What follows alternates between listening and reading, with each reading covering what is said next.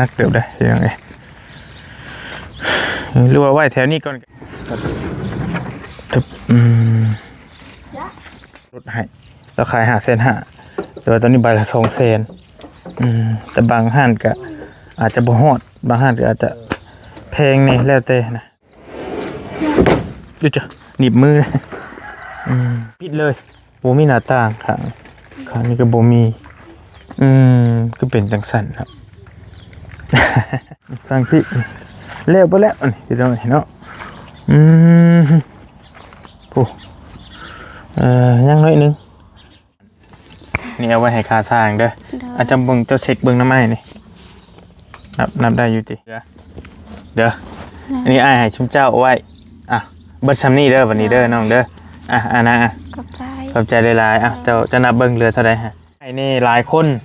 แล้วก็ทางบ่อเตียงก็หลายคนเด้อมีแต่เจ้านบมือขึ้นแล้วก็ขอบใจเพิ่นบาทเดียวผู้ใหญ่จะดีบัดสุขุสุคนนั่นแหละเด้อเจ้าเอารถขอบคุณทางผู้ใหญ่จ้าเบิ่งยังอยู่ฮะเบิ่งโทรศัพท์เบิ่งมันเห็นโทรศัพท์ฮะเบิ่งคลิปเขาเบิ่งคลิปข่อยอยู่บ่เบิ่งนี้คลิปข่อยกะสบายดีเด้ออยู่เพื่อนกับไผนี่กับน้องโหลดสร้างปัญญาละเบาะปัญญาเฮ็ดแล้วเมื่อเพิ่นเทศเรียกว่ามันผู้ใดมายันป้าเพิ่นเสียฮะแม่ป้าเพิ่นเสียป้าเพิ่นเสียเอาสร้างว่าแท้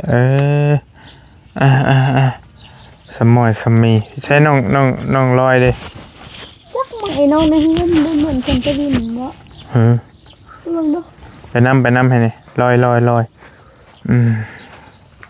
กินข้าวแล้วบ่ได้กินแล้วกินแล้วแกงเอาไหมเป็นแต่แซ่บแท้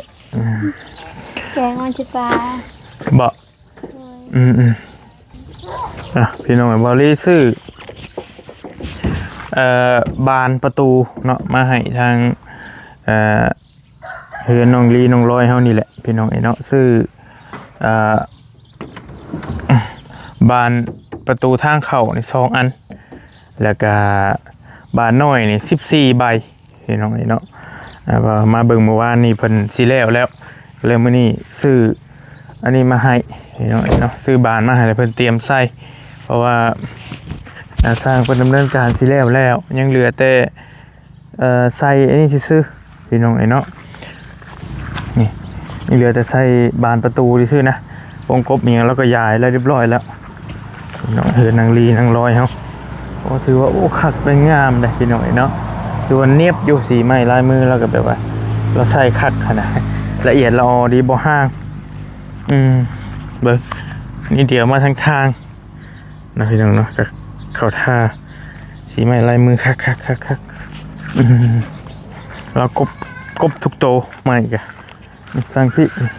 เลี้ยวไปแล้วนี่พี่น้องเนาะโอ้ยังน้อยนึงอาจจะยังเท่านั้นกะเป็นบ่พอเป็นยังอยู่ยันเพิ่นยุดจะซื้อมื้อนี้พี่น้องเนาะเดี๋ยวบางทีย่างมาเบิ่งฟังพี่น้ำเลยโอเคงามหลายคักหลายพี่ยังน้อยนึงยังพิมพ์หันน้อยนึงใช่ปะฟังพี่โบมียังขาดยังเกินเท่านี้พอดีงามเป๊ะเลยเอาท่าคักได้เลยแต่ว่าต้องอยู่คักแล้วเพื่อนน้องๆเพิ่นผู้น้องหล่าเขามาจะใช้หรอกพี่เลิกย่างไว้เด็ดได้หั่นน่ะสบายดีโอ้ยคือไปเป็นใช่ไหมจะใช้นี่มาจะลิ้นคนกำลังจะลิ้นใช่ไหมโลคักตี้หอมขี่เรื่อยพี่น้องกุ้มอยู่คัก โยงกบเขาเสียวมาใส่นี้ตัวหนึงตัวใหญ่นะแต่ว่าบันไดเฮือนน้องเพิ่นนี่ก็คันมีไม้เรือก็แม่นให้เพิ่นเฮ็ดให้ก็แล้วแต่เพิ่นน่ะนี่เฮ็ดทางขึ้นคักอยู่ บันไดเป็นบันไดไม้ไผ่แต่ไม่เป็นเรืออยู่เรือลายอยู่พี่น้องเนาะแต่ว่าตามที่เฮาคุยกันนั่นให้เพิ่นนี่แอมเฉพาะฟ้านี่นะแอมฟ้าแล้วก็ตั้งวงกบแล้วก็ใส่บานแม่นราคา7 ล้าน7 ล้านกีบอยู่ประมาณ 10,000 ตีเป็น 10,000 กับ 100ซะกันสิว่าก็ได้ตีไปประมาณนี้ 1,100 บาทอยู่ราวๆนี่แหละพี่น้องเนาะใช่ไปได้มาหยกบาทมีอยู่บ่ผู้ชายฮะ เขาอ้ายนอน ให้เพิ่นมายกนี่แหละเพิ่นมายกนี่ลงให้เนี่ยบานมีบ่ผู้ชายคนกำก้ามเนี่ย เขาอ้ายนอนในสมุด โอเคมายกบานซอยนี่มีหยังนี่มากหยังนี่ลูกโอ้ใช่เบิดเลยขอนี่มะม่วงหยังนี่เบิ่งครับเบิ่ง มองกาวใจ ฮะ มองกาวใจ มะม่วงกาวหัวใจเบ้บ่มีใจอยู่บ่เจ้ากะ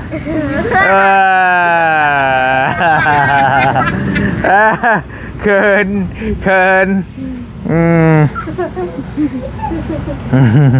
ผู้นั้นเขินล่ะผู้ใดอันนี้ไผอันนี้ลูกไผอันนี้ฮะน้องล่ะเพื่อนเพิ่นอยู่ไสอันนี้สบายดีนะเพื่อนเจ้าอยู่ไสลูก ร้านน้องคอยเด้ ร้านน้องคอยบ่มะม่วงกาหัวใจเพิ่นมะม่วงแอปเปิ้ลติแอปเปิ้ลเพิ่นเอิ้น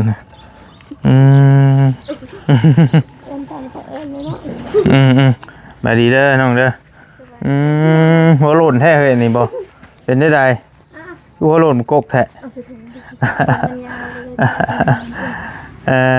เป็นได้สร้างเพิ่นบ่ได้มาบ่มื้อนี้ มันดามาส่งอันนี้แหละ ถ้าเฮาอ่ะถ้าอ้ายมาส่งอันนี้บานประตูนี่อุ้มค่อย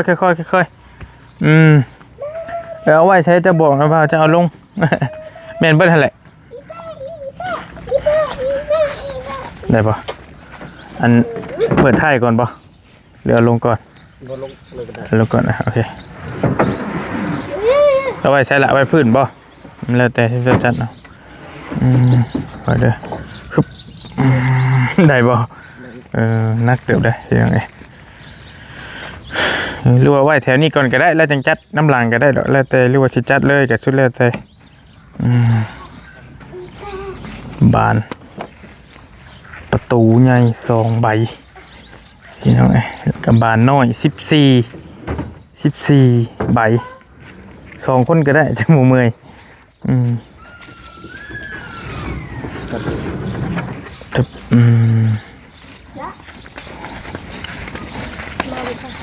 บานหน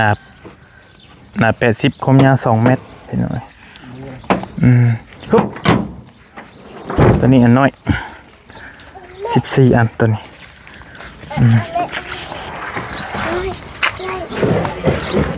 ตัวนี้น่ะ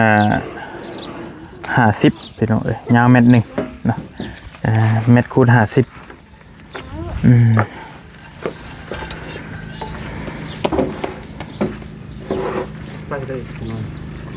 เบิ่งเด้อเจ้าย้ำมาก่อน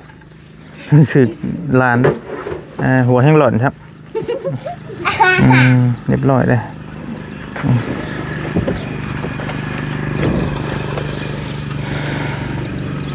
ตัวนี้ใบละ200,000 พี่น้องซื้ออยู่ดงเห็ดนี้ตัวนี้ใบละ500,000ทางอ้ายแล้วลดให้เราขาย550,000แต่ว่าตัวนี้ใบละ200,000แต่บางห้านก็อาจจะบ่ฮอดบางห้านก็อาจจะแพงนี่แล้วแต่นะเป็นแล้วแต่ไม้อีก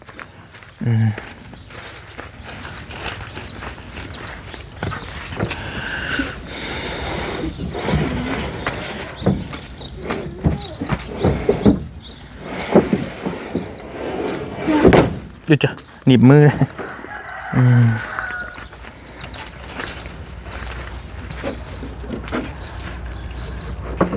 แม่นอยู่บ่14บ่ได้เบิ่งบ่ได้นับใช่ไหมบ่ลีกะ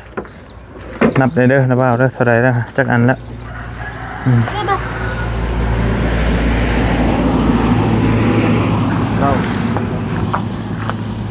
ก็ได้9โอเค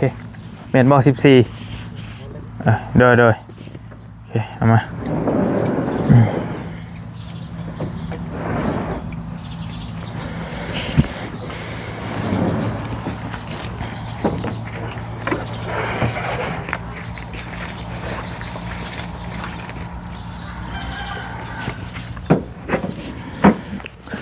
14 ใบ15 16ทั้งตัวใหญ่นี่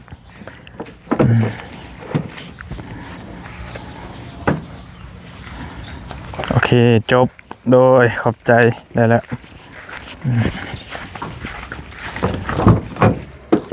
อันนี้แมนชุดชุดอันบานพับชุดมือจับลูกกรเพิ่นตัวนี้พี่น้องเนาะตัวนี้เบิด609,000ตัวนี้ซื้อลายย่างมองถึกมองแพงเอาสู้หมูกินด้วยลูกเอาสู้น้องหลาไปกินด้วยแกะกันปันกันตึ๊บเห็นอาสากินนี่หัวแล้วเราแกะบ่ได้ตีแกะได้บ่แกะได้อยู่บ่แกะค่อยเบิ่งหน่อยบ่แกะได้ให้ 10,000ฮะบ่ได้บ่กันได้ใช้ 10,000ได้ก็ค่ะได้ลองเบิ่งเอา1,000ก็ได้เอาใช้ 1,000กันแกะขนมนี้ได้พยายามลองเบิ่งเก็บเงินไหมบ่ได้เนาะบ่จับบ่ได้เลยเนาะ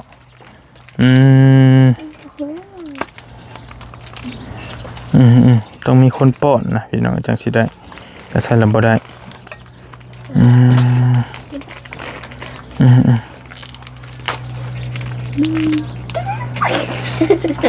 ฮะบ่มีแฮงเลยเนาะโอ้ยกะบะเป็นได้คือบ่มีแฮงแท้ปกติก็ดีบ้างหิวแล้วโอเคอันนั้นก็ไม่เป็นแล้ววะน้องลอยเป็นแล้วเนาะทีนั้นนี่กองอยู่ยาวๆนี่นะเพราะเห็นขานั่นคือบ่ท่านคือใส่บ่ท่านเละหั่นนะโอเคความหมายว่าพ่ออยู่เป็นน่ะเนาะโอเคไอ้ว่ายันบ่พอก็ใครอยู่น้อยเด้อทั้งเครื่องบ่ทันใส่ครับโอ้เขาซื้อมาหลายพวกได้แสนนี่เนาะเป็นยังไงแต่ว่าข้างนี่น่ะปิดเลยบ่มีหน้าต่างข้างนี้ก็บ่มีคือเป็นจังซั่นครับ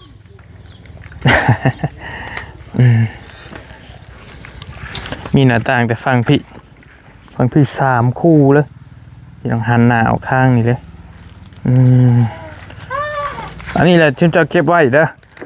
พวกบานพับอันนั้นเพิ่นเบิ่งกันเด้อกำลังแสบจะได้ก็ให้ผู้นี้อุ้มอันนี้ก่อนก็ได้จะมานั่งกับปุ้ยน้ำไม้ก่อนเพราะว่าบ่อยากเห็นเด็กน้อยปานใดให้เพิ่นอุ้มไปลิ้นก่อน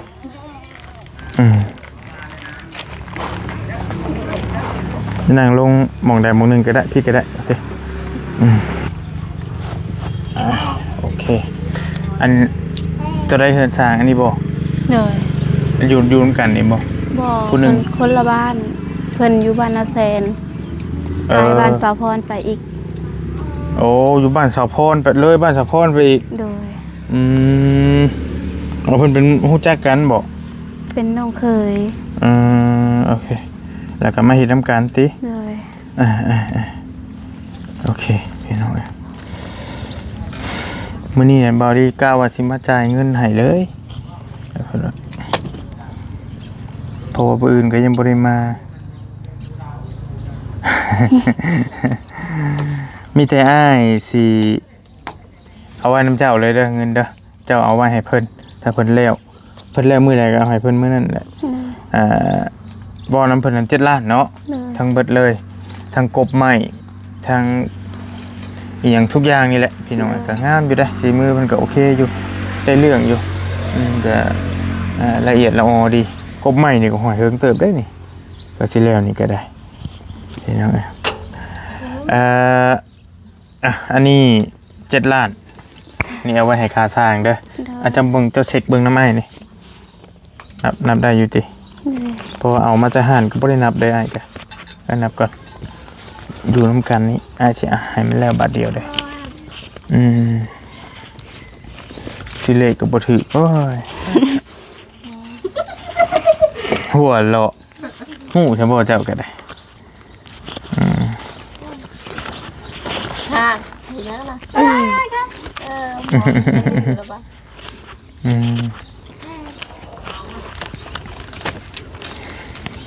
ัวอยู่ในกล้องได้เห็ดมัน เฮ็ดยังลูกเฮ็ดยังตาส้มจมูก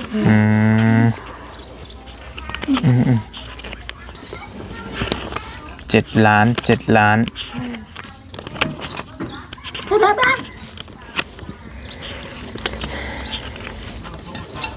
ี่ยวว่าเป็นเที่ยวกันบ่ลูกไปโรงเรียนบ่เพิ่นพักเรียนแล้วบ่เดือนได้เปิดบัดนี้บ่จักทราบ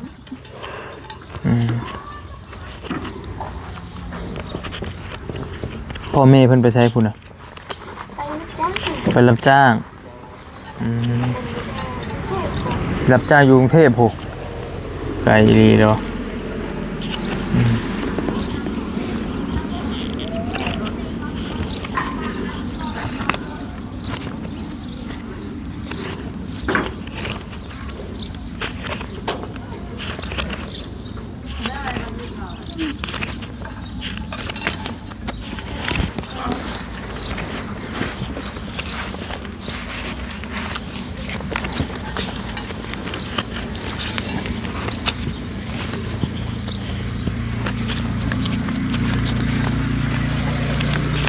กำลังนับเงิน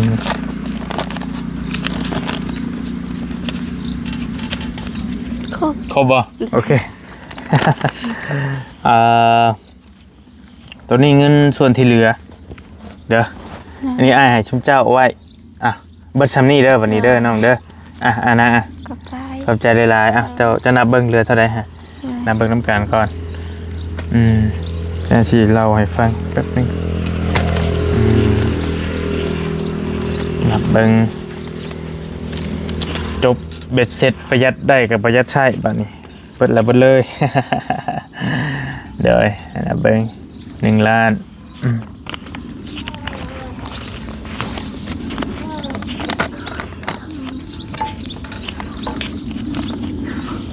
2 ล้าน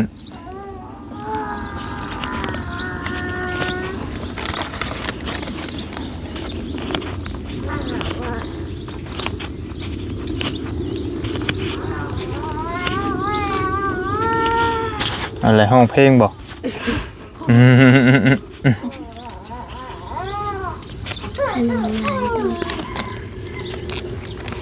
3โอเคอันนับอีกเหลือเท่าไหร่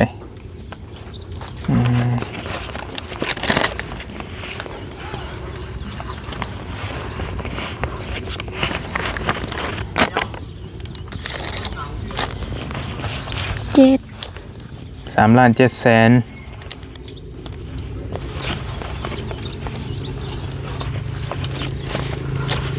3 ล้าน 7 แสน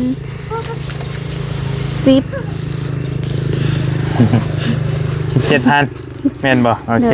3 ล้าน 7 แสน 17,000พี่น้องอันนั้นแหละอ้ายว่าให้ชุมเจ้าใช้เด้อว่าใช้น้ำกันหั่นแหละน้องลีน้องลอยชุมเจ้า2คนชุมเจ้าฮะมีแต่เบิดชำนี่เด้อน้องเด้อวันนี้เด้อเงินอ้ายเด้อเงินนำที่ช่วยเหลือชุมเจ้าและช่วยเหลือน้องลอยเห็นน้องลีหั่นแหละแรกๆก็ได้แต่ว่าวันนี้แหละก็ตามได้คุยกันหั่นแหละพี่น้องว่าเฮาสิเฮ็ดซ่อมแปลงเฮือนให้น้องเพิ่นก็ถือว่าโอเคเรียบร้อยแล้วทางอันนี้เงินในจำนวนนี้หั่นเป็นเงินของบ่เตียงนำเด้อ เงินของบ่เตียงเพิ่นโอนมาให้เมื่อวานนี่3 ล้าน เด้อ มันเงินน้ำเพิ่นน่ะมันเหลือ2 ล้านไปปลายนี่แหละแต่ว่าเพิ่นเติมให้เป็น3 ล้าน เด้อ ได้ก็เลยโฮมกันมาใส่มาซื้ออันนี้ซื้อบานประตูแล้วก็ซื้อตัวนี้น้ำเน เด้อ ซื้อเป็นบานพับมือจับแล้วก็ลูกอันนี้เพิ่นแหละลูกอันนี้เพิ่นเบิดอยู่690,000เฉพาะตัวนี้นะพี่น้องแต่ว่าบ่มีไลท์อันนั้นเด้อล่ะเด้อเพิ่นเอิ้นหยังวะไอ้กันล้มนะกันล้มตีต่ำๆนะอายันเงินบ่พอก็เลยเอาซ้ำนี้ถ้าเราเจ้าอยากใส่ก็ซื้อมาใส่น้ำหลังเด้อถ้าบ่อยากใส่ก็แล้วไปนะแต่ว่าอันมือจับแล้วก็เพิ่นเอิ้นหยังอันนี้อ้ายซื้อแล้วอันไล่ล็อกไล่เล็กมันอันนี้ซื้อครบไปแล้วยังบ่มีแต่ตัวนั้นแหละ เด้อ กับกระแจล็อกเคลื่อนใหญ่นั่นแหละเจ้าก็ไปซื้อเอาประมาณนี้แหละพี่น้องเงินทางบ่รีบ่เตียงเป็นถือว่าจบเบ็ดเสร็จเท่านี้นะบัด เด้ นี้ อ เพราะว่ามื้ออื่นอ้ายก็ยังบ่ได้มาสิค่าเวียกคือกันมื้ออื่นก็ได้จ่ายน้องเพิ่นบาทเดียวเลยพี่น้องก็มีแต่ประหยัดใช้แล้วเด้อ เด้อ ก็น้องลีหันก็บ่ได้ไปไสเดี๋ยวนี้เนาะบ่ได้ไปรักษาทางไหนแล้ว เด้อ แต่ว่าก็พออยู่เนาะล่ะเนาะ เด้อ ก็แบบเพิ่นก็ไปลิ้นไปหัวตามเพลงตามอะไรเพิ่นนั่นแหละแต่ว่าในอย่างน่ากินกับบ่ได้คลำคำแค่เดี๋ยวนี้ เด้อเพิ่นไป ทำอย่างเดียวเลย เด้อ เอ้ยระวังหน่อยเด้อลูกเด้อของดองของมักดองของหยังหั่นนะไปแดกไปหยังหั่นแหละเนี่ยมันแสลงก็บ่อยากให้กินปานใดก็ไปตากแดดตากหน้ามาตะลินใช้กินนี่มาตะลินอยู่ไส ไปเล่นน้ำเด็กน้อยเฮือนป้า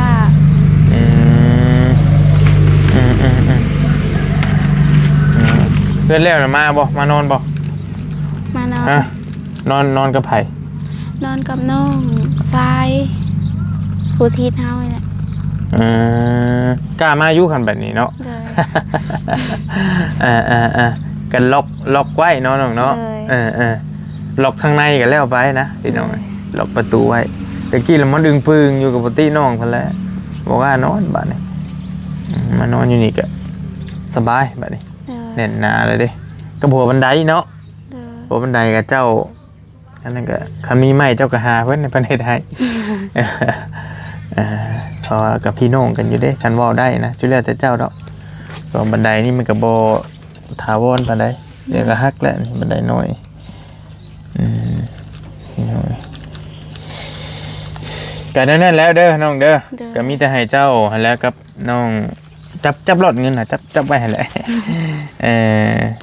นบมือขึ้นแล้วก็ขอบมกขอบใจเด้อผู้ใหญ่ใจดีหลายท่านนั่นแหละสมทบซอยชุมเจ้าครอบครัวชุมเจ้าหลักๆกับเพิ่นซอยรักษาโรคน้องลี่นั่นแหละแต่ก่อนแต่ว่าคือเฮาฮู้แล้วมันรักษาบ่ได้เลยก็เลยมาซ่อมเฮือนให้น้องๆเพิ่นเฮือนนี่ก็เป็นเฮือนของน้องลอยน้องลี่อยู่ร่วมกันนั่นแหละเพราะว่าเพิ่นเป็นพี่น้องกันมีผู้ใหญ่ใจดีทั้งอ้ายนี่หลายคนและก็ทางเบาเตียงก็หลายคนเด้อมีแต่เจ้านบมือขึ้นแล้วก็ขอบมกขอบใจเพิ่นบาทเดียวผู้ใหญ่ใจดีเบิดสุขุทุกคนนั่นแหละเด้อเจ้าว่ารถ ขอบคุณทางผู้ใหญ่ใจดีมาซื้อผู้สุคน โดย ขอให้อายุมันยืนเห็นยังให้เจริญให้ร่ำให้รวย โดย ปรารถนาสิ่งใดขอให้ได้สิ่งนั้น โดย ขอให้ถึกเลข6ตัวเด้อสาธุ สาธุโอเคพี่น้องเลยเนาะกินข้าวกับยังมานี่ แกงหน่อไม้ แกงหน่อไม้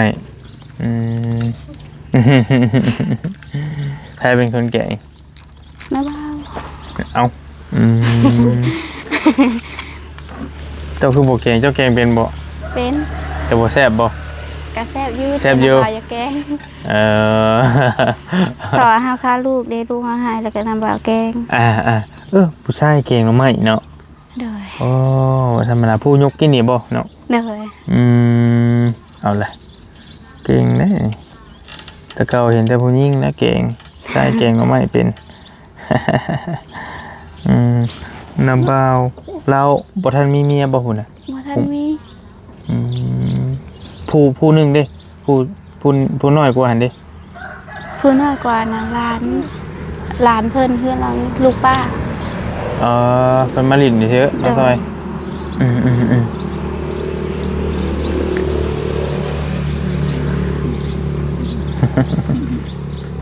เบิ่งเลยเฮ้ยเออ มีแต่อันผัวเจ้าก็เฮ็ดงานอยู่พุ่นเลยติดำนาก็บ่ได้มาบ่ล่ะ บ่ได้มาย าวเลยอยู่พุ่นเลยเนาะไปหาเงินเลี้ยงมาเลี้ยงครอบครัวแหละเราก็ได้พี่เนาะบ่ได้แต่งใช่เนาะปีนี้เนาะ บ่ได้แต่งเป็นเดือน2ปีหน้า เพ เพราะว่าบ่ทัน กะไว้เนาะเดือน2ปีหน้าเอาลองเบิ่งกันบ่ทันปีหน้าก็เลื่อนไปอีกเอาเบิ่งคักเถยเดี๋ยวเพิ่นเบิ่งนะพี่น้องเบิ่งซึ่งลึงเนี่ยหัวเราะไปแบ่ง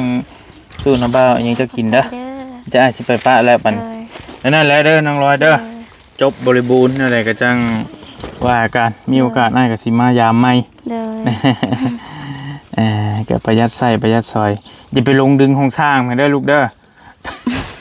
ผมมีเงินใช้มาได้บัดเลยเงิน7 ล้านนั่นก็แล้วก็3 ล้านปลายก็ประมาณ 5,000 กว่าบาทนี่แหละเด้ออยู่ดีมีแห้งเด้อไปป้าก่อนเด้อโดยสบายดีเด้อสาวอ่อนเด้อเด้อโอเคเราอันนี้บ่ได้มือเราบ่อันนี้พี่น้องเอ้ย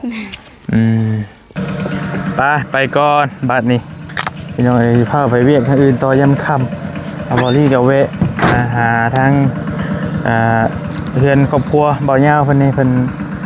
เสียพอเฒ่าไปอันนั้นก็เลยเพื่อมาฮอดพี่ก็ค่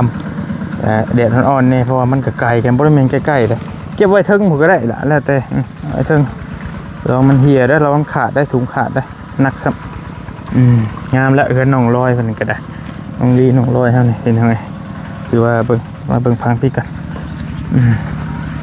ภาพอยากแดดหน่อยนึงอย่าสะท้อนแดดจังหน่อย